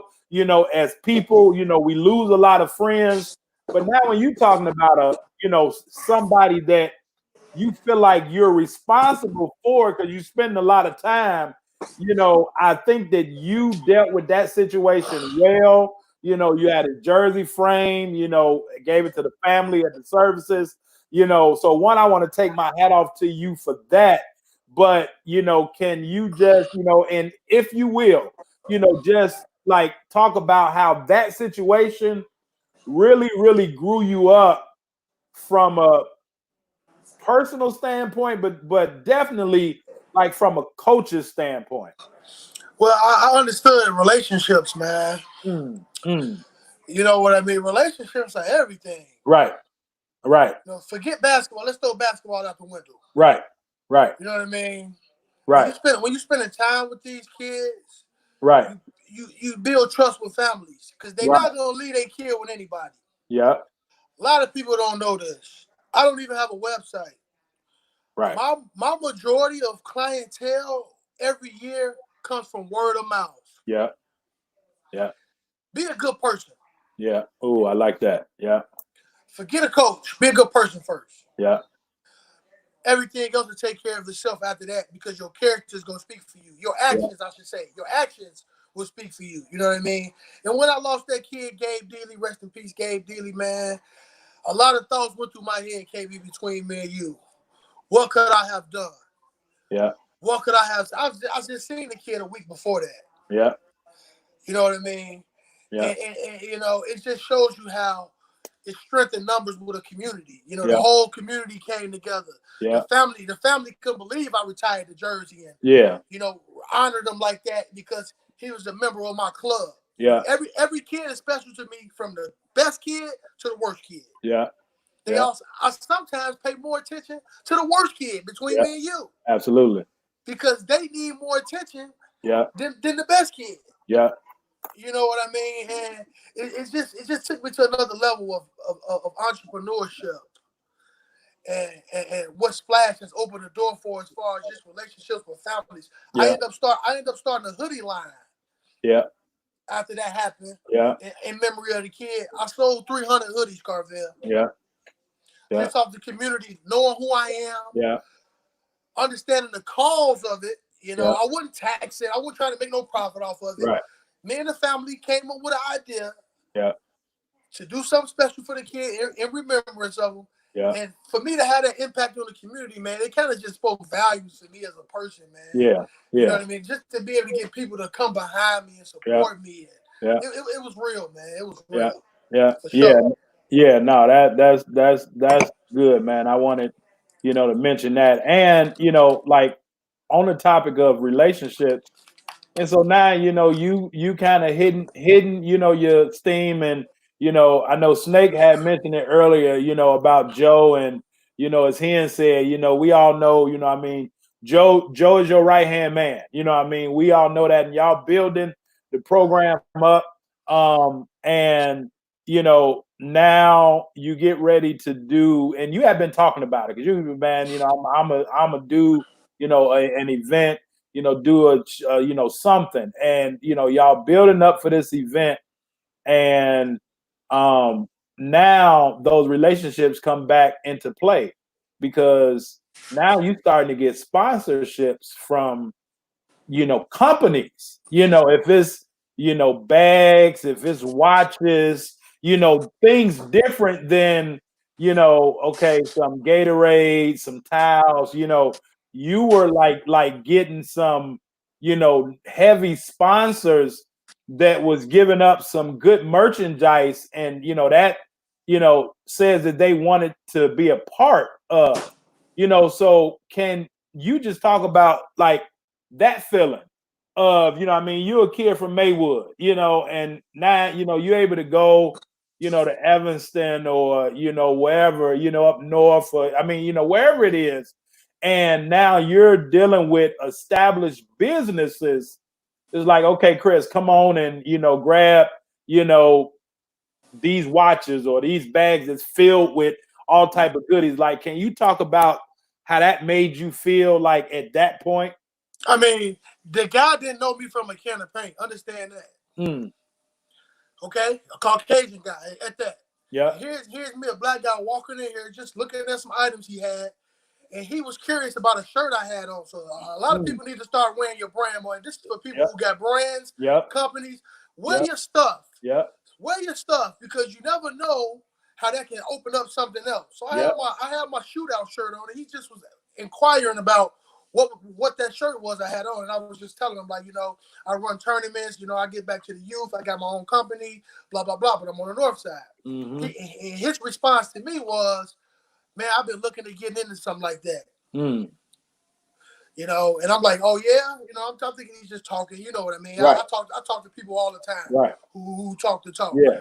And he like, you let me know what I can do to help you, and then we'll get back. So I come in, meet with him the week after, and he like, listen, I know somebody who knows you now. It's all about who you know too. Yep. And everybody watching, because whoever he know could have been like, oh, Kris is slime ball. You know what I'm saying? Right. He called whoever he called. Yep. He called me back like, hey, I got something for you to pick up when you come back in. Yeah. I come back in. He got a $1,500 check for me for the tournament. Yeah. He got hats and bags and watches for me. Yeah. To take to the shootout to get back to the kids. Yeah. Because my vibe and me being a good person, he felt the energy. And back to that good person. I like to harp on good person, because a lot of times we get lost up in trying to make money and doing it for the money or trying to do this and that. Yeah. Be a good person first. A lot of things will open up for you just being real. Yeah. Yeah. You know what I mean? And this is a lifetime partner I got now with the NBA. Yeah. You know what I mean? So every time I do a shootout, now I got 2-3 different people I can reach out to make this thing better every time. Yeah. You know what I mean? So that Absolutely. Was major. Yeah, man, that's big. And now with the shootout. So you had a shootout, and and I come up there, check it out, because you've had 2 thus far.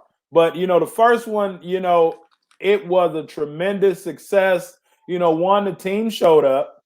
2, you had a big enough venue, so it wasn't like, people kind of, not feeling comfortable or welcome.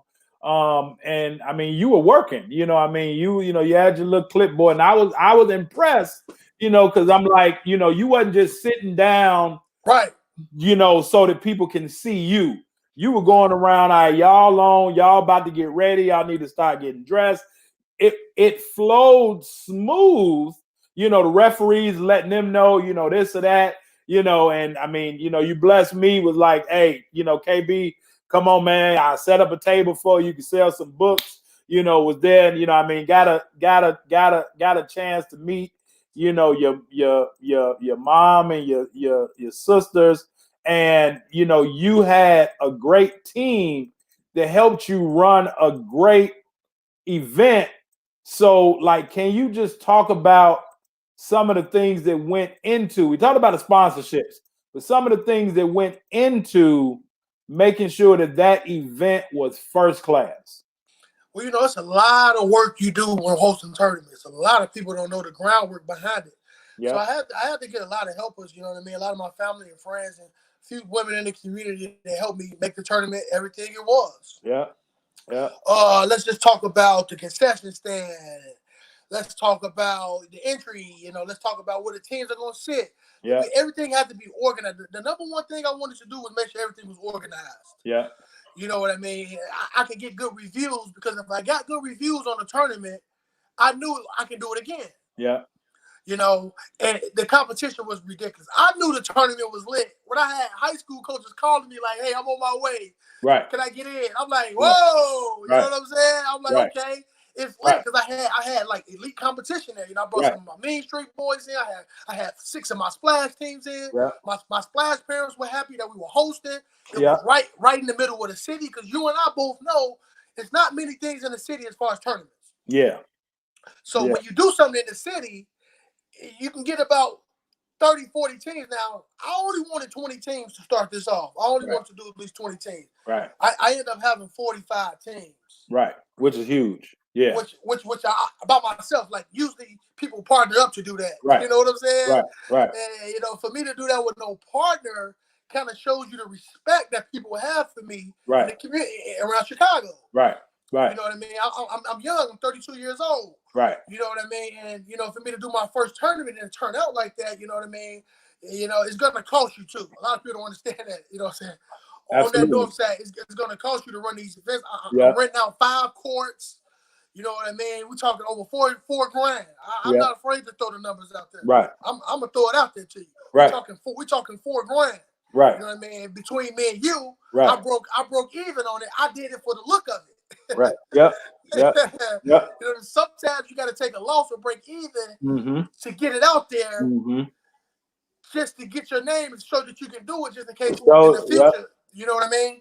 Yep. Show that it's definitely possible, and the experience that people will have at a good event, you know, now they feel good about coming back to anything that may be done further down the road.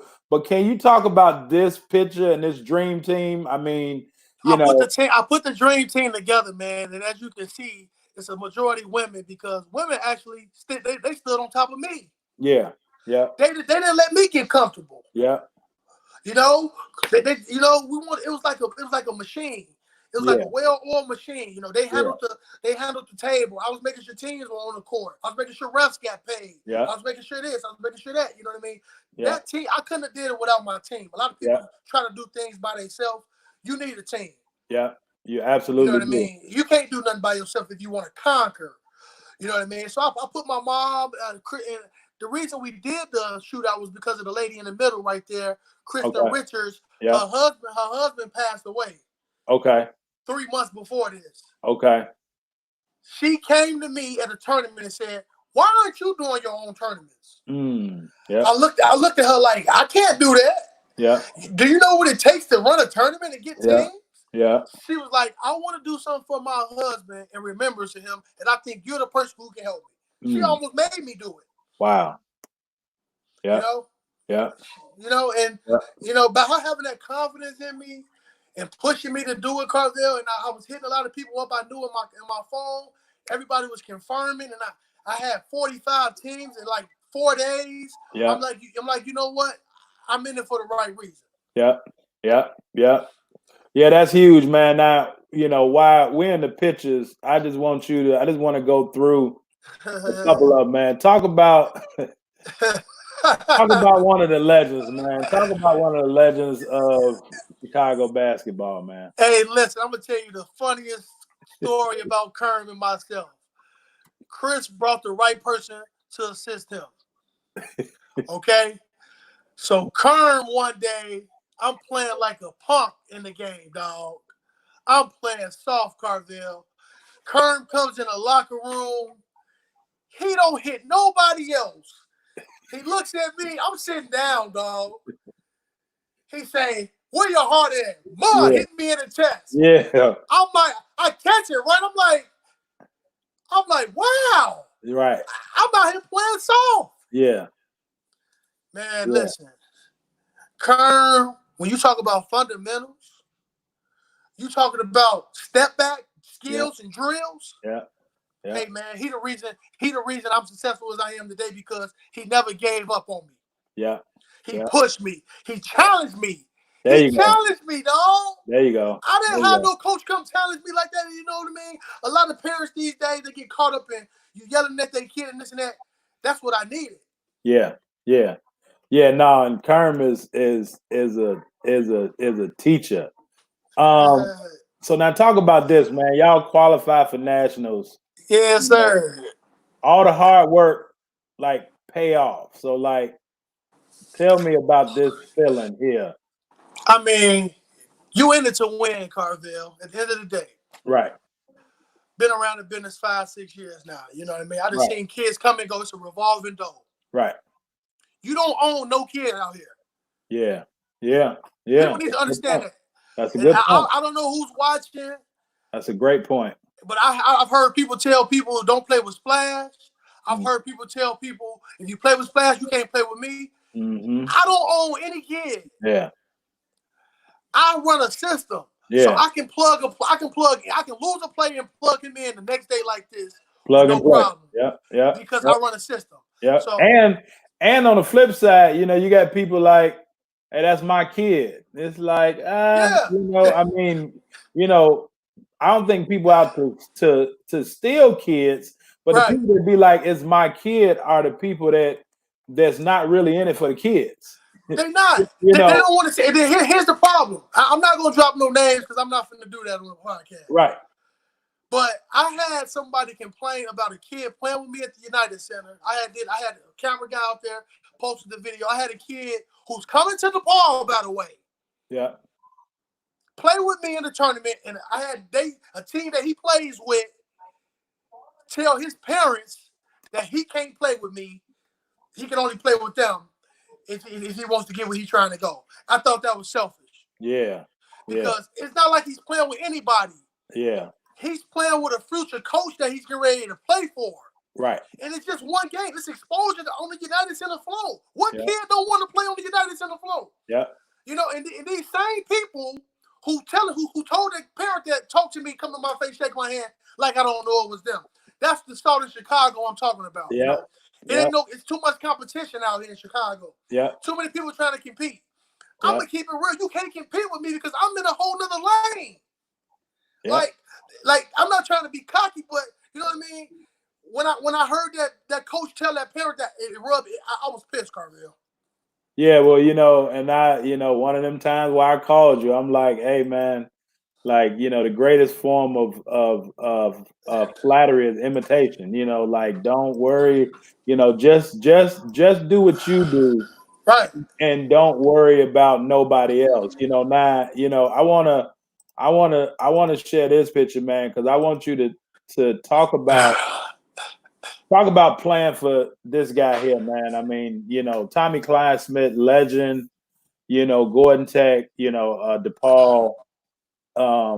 Just talk about his basketball mind and what he's taught you as a coach. Hey, that's my guy. He's the best preparation coach in the state.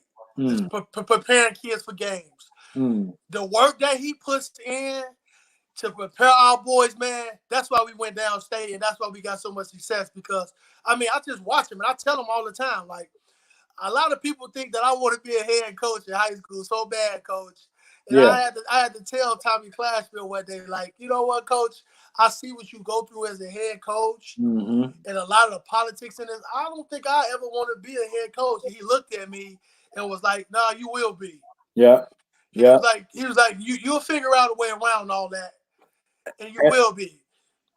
And I think the best part of this picture is what's in your hand, because I'm the clipboard coach.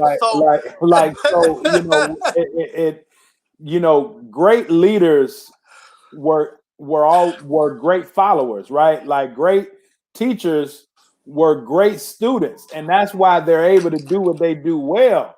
And so for the people that don't understand, right? And I've been here, and it doesn't take away from, it ain't like saying, hey man, this coach is a simp because he holding the clipboard and running to get the clipboard.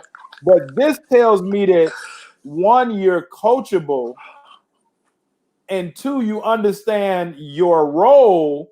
So now you can be valuable in whatever role it is to be able to help the team get where they need to go. Does that make sense? Makes sense. Makes sense. Matt, so you're being a cheerleader, you got the clipboard, but you're not worried about somebody seeing it like, oh man, Kris, the clipboard dude. Like, none of that matters, because you're filling that void that's needed for the program. And it takes things like that to be able to build a successful program. And as we see on the next picture, now you in the first chair with the freshman team, and now you able to kind of run your own ship. So, they go hand in hand, and, I want people to understand that, but before we go, I would be, remiss to not show this picture. Talk about this day, from the last time you've been on the show I mean, it's been a whole lot of changes and good developments in your life. This is one. But can you talk about this day, what that meant, to you, and also what I mean, what your wife mean, because one, she's a business owner too, but she's in your corner, and as you said, on your team with everything that you do. And so, like, can you just talk about the support, the push, and like just what she means to you? I'm gonna throw you a lob, for you to do with it whatever you may. But like, can you talk about this? Yeah, for sure, for sure. She stood behind me when it was rough. I love You it. know what I mean? Yeah. When before I was Coach K. Okay. You know what I'm saying? Okay. She's seen the ups and downs of all of this. Yeah. She's Yeah. seen the betrayal. She's seen the relationship breakups. She was there. You know Yeah. what I mean? When nobody was there, she was out passing flyers out with me at camps on the north side. When nobody was there. Yeah. You know what I mean? So this day, man, was just a special day, man. You know what I mean? It's just it's the growth for Kris Harris, man, Yeah. and building my foundation. When Yeah. what I'm actually trying to do in the world. You know what I Yeah. mean? And build my family up. So that day, I can't even give you a word to describe that. Yeah. You know what I mean? But it just helped pounding me out as a man. Mm. You know what I mean? And who I'm trying to become. I'm still trying to become somebody. You know what I Yeah. mean? I'm not satisfied. Every day I'm still learning and challenging myself. With you, I'm on your podcast all the time, Yeah. soaking up information from coaches. You know what I Yeah. mean? I'm always trying to steal information because Yeah. it's always something you can learn. Always. Yeah. Now, let me get to it. Hey man, I want to know why in the hell was y'all throwing up the diamond? Was like Jay-Z rolling back? Yeah, what was y'all? That was my idea too. I was heavy on the Rock Boys, so Okay. I was just listening to the Rock Boys. I told everybody, man, throw the diamonds up, baby. Throw the Rock Boys in the building. Yeah. I always was the head honcho, man, with the K and stuff like that. Okay. Talk about this, man. The clothing line. Coach K, and you got a few different designs. But I mean, can you talk about and you said like if you got a brand, wear it. And you got people all over the city, the country wearing these hoodies. I'm gonna let you give how people that want to get one can get one, here as well. But can you just talk about the evolution of the brand and just how that Yeah. makes you feel? I just want to market myself more, you know what I mean? From not just basketball. Yeah. You know what I mean? Use my Yeah. brand and kind of if I got people in the community walking around with these Coach K shirts on and sweaters on, they're eventually going to ask who is Coach K. Absolutely. You know what I mean? They're eventually going to ask, what does he do? And it's actually good material, Yeah. too, comfortable material. So when people get it and buy it, it's kind of worth it because it's kind of real comfortable and it's different. I got different colors. You know what I mean? I just wanted to do something different in the community, man, to polish my brand. You know what I mean? Kind of just have fun with something. Really, I'm just having fun with that. Yeah. It wasn't nothing too much to it, just having fun. Yeah. Now, this is the last one I want to show. You talk about the growth, like talk about what this moment like meant to you. Like, I mean, because did you know this was happening, or was this No, like a surprise? that was a surprise, baby. Okay. That was a surprise. You know what I'm saying? That's when we was finding out what we were having. And that's baby Okay. K right there. That's baby K right there. We bringing into the world. He for sure will be a ball player. He for sure will be a stud. He's gonna make my life real fun for the next 18, 20 years, man. As far as just I've always dealt with so many other people's kids. Yeah. Now I finally get a chance to deal with my own kid, and a lot of the parents always try to give me some advice. And the number one thing they tell me is, don't be too hard on that boy. You know what I mean? Yeah. And I got to take that advice. Yeah. You know what I mean? You got kids, KB, and I'm sure you know exactly where I'm heading at with this. Yeah. Let the kids love it. Let them love it. Yeah. You know what I mean? Yeah. Don't force nothing on them. Can't force it on them. Right. You can't force it on them, man. And yeah, as Leo say, legacy. I mean, that's what it's Facts. all about, being able, to leave some, and I mean, so that not only can your kid be proud, but now people can talk to you or to your kid about how great of a person, as you've been saying, their dad was. You know what I'm saying? Like that's almost better than, your kid telling you, for other people to be able to let your seed know, your dad, is a hell of a person, really, really care about people, that goes a long, long way. Be, Sure, for sure. before we finish, man, I want you to really, really, you know, talk about, because, with Splash you deal with, the younger, I mean, you all are building teams and coming up now. But one, with DePaul Prep, you got a lot of kids that are slept on and that are heavily recruited. But then, also being part of, if it's a program like Mean Streets or whatever, you going to these tournaments and everything. Can you talk to the parents about what they can do to make sure that their athlete is in a good position, and also what parents probably should stop doing that's probably hindering their kids? Build a relationship with the coach first. Hmm. Get to know the coach first as a person. Hmm. That'll help you see what they want to do with your kid. You know what I Oh, yeah, mean? I love that. I love You that. know what I mean? Try to get to know them as a person first. You know Yeah. what I mean? Avoid from trying to tell them what to do. Build a relationship first, and the coach will be a lot more comfortable talking to you Hmm. of just relationship, not basketball, just Yeah. a relationship. You know what I Yeah. mean? It takes you a long way, because you know what I'm saying, when problems do come about by having that relationship with that parent, it's easier to pan out Yeah. than just you not talking to them at all. Yeah. Yeah. You know Yeah. what I'm saying? I tell people that all the time. I tell parents that all the time. You know what I mean? Uh, a lot of times parents think their kid is a lot better than what they are. Hmm. And then they start calling out kids, saying, "Oh, my kid better than him." We stop parents from doing that. You got to. You got to in the door, because Yeah. it also makes now that kid uncomfortable, because the parent talking about they friends, like what I'm saying, that's my boy, and now I mean Right. that's an uncomfortable feeling, Yeah, it is. It you know. is. Yeah. So like now I'm trying to phrase how to ask this question, but I'm gonna just ask it like, how important is being able to play for a club team, an AAU team, when it comes to getting a scholarship, and how much is it? So how important is it? But then how much is it blown out of proportion?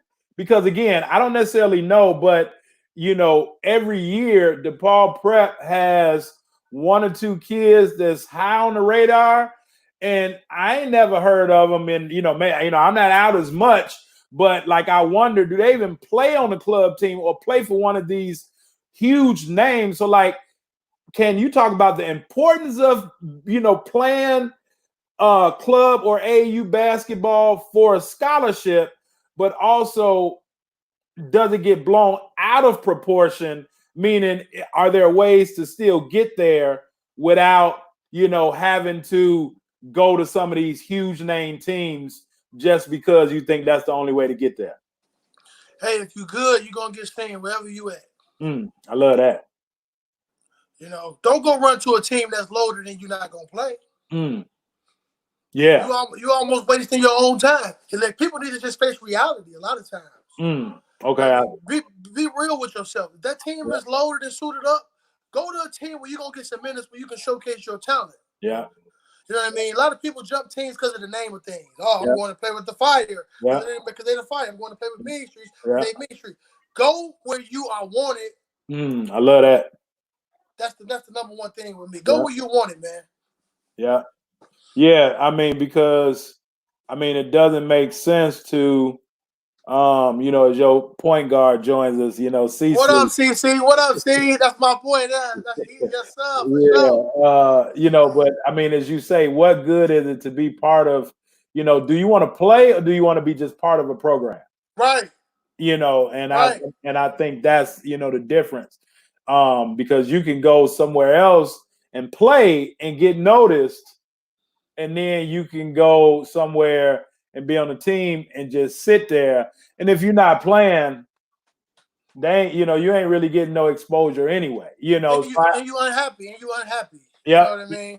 yep. Yeah, I just wanted to ask that because I think a lot of times it gets blown out of proportion to Right, where where a parent can put their kid with a program like the Splash, but they would rather put their kid maybe say with some other programs that are stacked and loaded, thinking that that's going to put them in the best situation possible, and really it's the opposite. right, right. For Yeah, sure, and for sure, always wanted to play against the top name. Exactly, that's the difference. Like CC just said, we always wanted to play against the top name guys. yeah, We didn't want to join them. right, Now you got kids playing because they getting nice uniforms, yeah, nice gym shoes. yeah, I'm on the team just because we going out of town, we traveling. They forget the purpose. yeah, yeah. Don't Oh, don't don't forget the purpose. What you doing this for? yeah, The name on the back of the jersey, not on the front of the jersey. yeah, yeah, yeah. And You know. and that was why I mentioned, the uniforms, the picture that you all took, like, yeah, y'all got matching uniforms, but it wasn't just about, like didn't have the fancy uniforms, the team socks, the team shoes. Like, we out here because we love the game of basketball, and we're gonna learn how to play it one way or the other, and we don't necessarily have to be associated with. And it's nothing wrong with the big names because I mean there are some teams that are out here doing it the right way, but I think a lot of parents really do themselves Hold on. I don't mean to cut you off. Shout out Mean Streets. I don't want nobody to take this the wrong way. Yeah. Shout out Mean Streets. That's my family. We doing it the right way. Yeah. We got great talent. Shout out my whole club. I don't want nobody taking this the wrong way. Right. We just saying guys who are not getting the exposure that they need. Stop going to teams where you're not like that and you're not gonna play. Right. Yeah. And I mean, because one, everybody can't play for every team. I mean, the same way that you said everybody can't play for the Splash. Well, there are many teams, and I had my boy, Antonio Wilkes, on another show, with Old Golden. He does it right. I mean, there are some great programs out here, big, little, and in the middle, that do it right. But I think a lot of parents get misguided and get blinded because they're following other people as opposed to finding the right fit and doing what's best for their athlete. Does that make sense? Man, you hit it right on the head, KB. You hit it right on the head. You got people trying to go places where your son is not like that. Yep. Trying to ride the coattail of other players. Yep. Just because stop following the hype. Yep. Do what's best for your son or your kid. Yep. Don't send your kid to Simeon just because it's Simeon. Send your kid to somewhere where he's gonna make his own identity. Like my boy AJ Casey. He left Simeon and went to Tinley Park. If you're good enough, they gonna find you. They're gonna find you. Yeah. You know what I mean? And we need the parents need to get better involved and get better informed. Because those are the people who are making a lot of these decisions.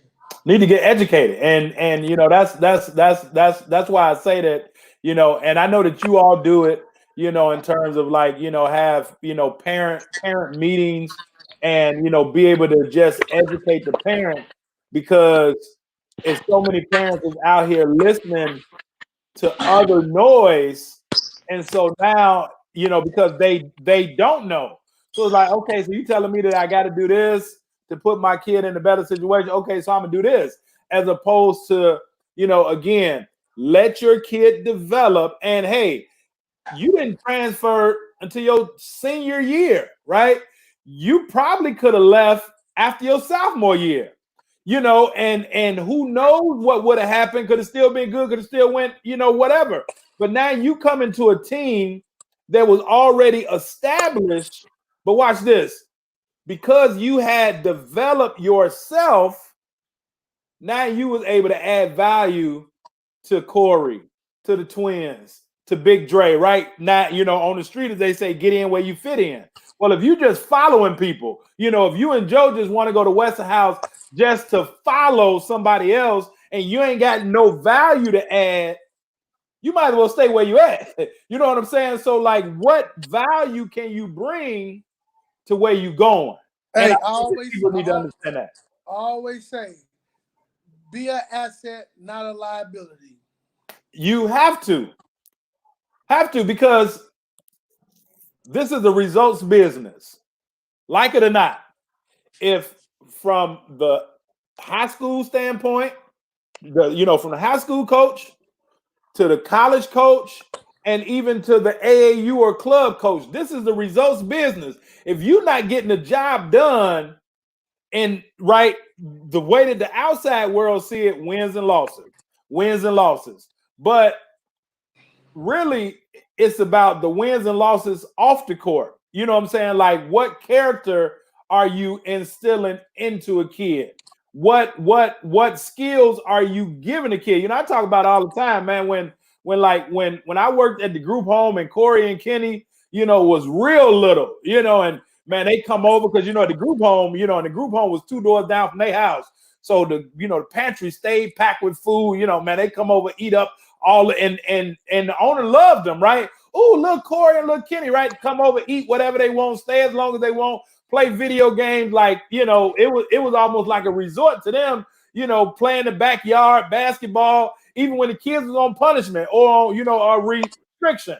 No, the kids can't come out, but we'll throw y'all the ball out the window and let you and Kenny play. But they added value to the group home, and they weren't part of it. Does that make sense? So I think that it makes sense. That parents have to understand, like, what type of, and I always call it, right, like your PVL. What's your personal value level? Like what are you bringing that's going to enhance us?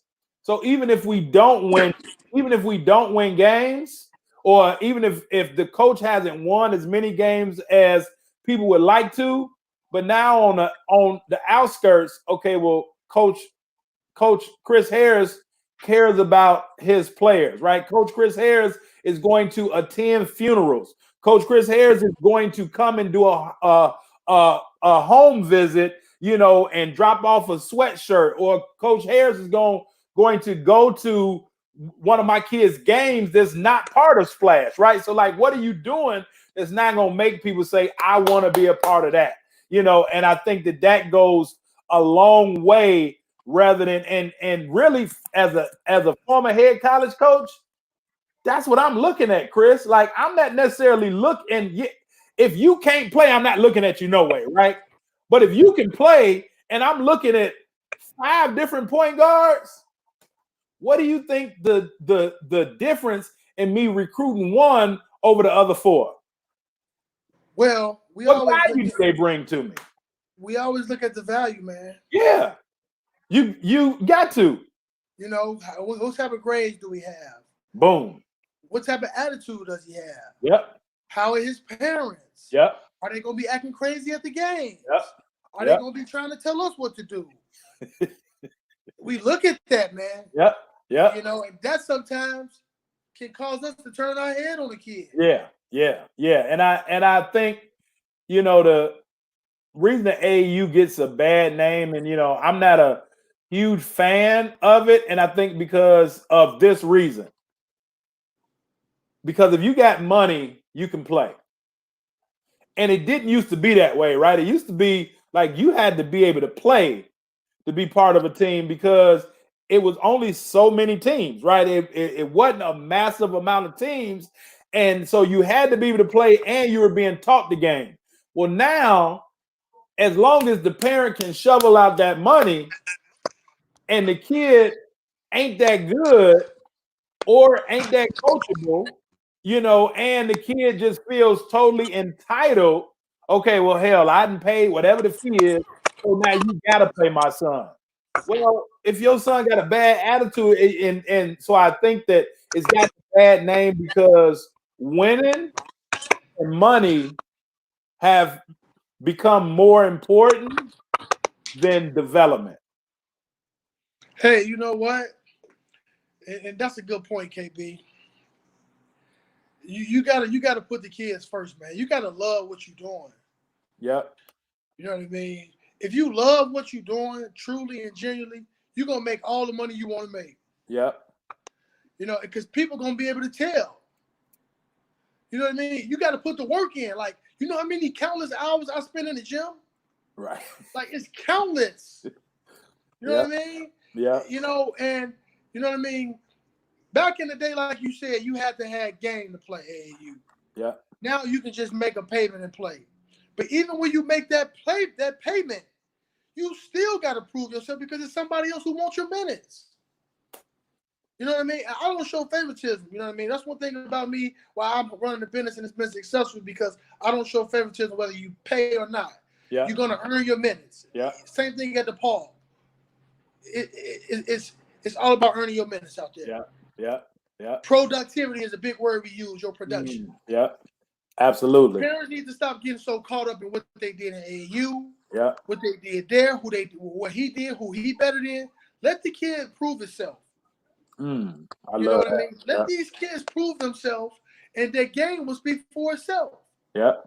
You know what I mean? Hey, we all been watching, The Last Dance, at the time that this is filmed, that this episode is filmed, like, we're in the middle of The Last Dance.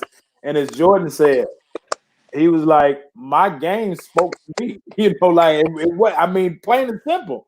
My game spoke for me. And that's how it has to be. Like, kids' character have to speak for them. Their academics got to speak for them. And then their athletic ability has to speak for them because guess what's going to happen if it don't? The same thing that you had to learn, right? You get to school, it ain't the right fit. Now you got to start over, but everybody's end game may not be as successful as yours was, right? Because it's certain people, when they come home from that D1, they might lose it all, right? But you were able to stay focused, stay tuned in, and as you said earlier in the show, and I definitely recommend for anybody that's watching that see it right now or catch it in the middle, go back and watch it from the beginning. You'll be able to understand the foundation of Coach K, Chris Harris. But you use that as motivation, where a lot of people it would have broke them. Does that make sense? So with that motivation, now as you said, you knew you had somewhere to get to, and so you can't let that stop you. But as other people, if they're not mentally tough, they're totally lose it, man. So as we get ready to close out, man, and I want to put you in a hot seat, but I do want everybody to know, definitely go and copy your book, Understanding Life Through the Game of Basketball. It's literally a guide to effective leadership and coaching. The things that we've been talking about tonight, as Kris has been talking about, value, respect, discipline, all of those things. Well, guess where he got it from? Yeah, he got it from home, but that helped him become a better player. And then he took those same 3 words and be able to use it to enhance now being a great businessman. And so when you understand concepts of this game of basketball, it'll help you become a better individual. This is my first book. The show was birthed from this book. So, this is, means a lot to me. This is my baby, and then I doubled up and I wrote the second one, Creating the Perfect Storm. And this is just, you've been part of them games. I've been to a couple games where you just get in that zone. And it's like, damn, everything he putting up going in, but you still had to be in the right frame of mind. And, certain players can manufacture that. They can use different things like Kermit punching you, or whatever, like getting on you, telling you let's play, or you calling him after the game and talking to him, using something as motivation. But a lot of athletes don't know how to put themselves in that zone mentally. They get lost, they start getting weak mentally, their confidence level gets down. But the great athletes can produce that thought in their head over and over and over again. So now you putting yourself in a position before you even get in that position, if that makes sense. So this book helps those people that just can't turn it on and turn it off, or just manufacture that, to show them how and what type of things to do to be able to put themselves in that situation. If it's, visualization, meditation, like just a whole bunch of different things, to be able to draw that energy, as you said, Kris, into what you need to do to be successful. So, you get both books as a bundle, as well as the first 2 shows of this season. We're on season 4 right now. And, Coach K was part of season 1. So, you'll definitely be able to go back with season 2. Because actually, season 1, I broke the book down, which I normally fail to mention, but it's 8 chapters. The first season, 8 episodes. I broke every chapter down. Kris was on season 2, where, we started the whole interviewing process. And, again, he's a much different person now than he was then. He got married, got a baby on the way, business booming, so but that first show, we really got into some of the things on the high school level, with his college level, a lot of teachable moments. So go pick up the bundle. I dropped the link. You get both books as well as the first 2 seasons of the show. Now, if you all want to pick up a Coach K hoodie or a slime hoodie, Kris got all type of items and things. Kris, how can they get in contact with you? And if somebody can put it in the chat, how can they get in contact with you other than DM? If they want to go and get a sweater, a sweatshirt, a t-shirt, any type of gear that you offer, is it an email, or, you may not want to give your phone number, but, how can, but how can they get in contact with you? You can just shoot me a message in my DM. I can give you my email. You can follow me. My email is at HarrisChris, Red, RED, at yahoo.com. Or just hit me up on Instagram at Coach KOACH _ K24. DM me about a hoodie, and we'll get it shipped to you, man. We ship it out to you in 2 to 4 days. Best, quickest shipment you will get. For sure. Appreciate that, Carvel. I got a podcast I'm getting ready to jump on. So okay, what's the Instagram again? Instagram is Coach KOACH _ K24. Y'all make sure y'all go get Coach Carvel book. I'm actually getting ready to order 2 of them myself for sure. Yep. So yeah, go to Kris Instagram and get it. And go over to Instagram, in like 2 minutes. Catch Coach show. I ain't gonna even put him in a hot seat right now, because I know that he on the move. He gave us 2 hours of his time. We only plan on doing an hour and a half. Always go over. But Kris, man, it's always a pleasure. When we talk, I'm always learning from you, and I hope that you learn from me. And I always like to say too, not only check out Kris, but also his wife has a dance studio, and she is great. I was talking to her about putting my daughter in, and but you definitely want to go check her out, because I mean, she is a professional and good at what she do, and we got to just start supporting one another. We have to start supporting one another. So y'all go on over to Instagram, check out Coach K, and man, it's been a pleasure. I appreciate you. Cinco de Mayo, and I know you on the wire right now. But hey, it's been educational to you, and I definitely appreciate it. And as I say in closing, y'all keep striving for the top, man, because it's crowded as hell at the bottom. So until next time, we'll talk to you later. Go grab a hoodie, Go grab a book bundle. And we'll talk to y'all later. For sure. Love, bro. All right, boy.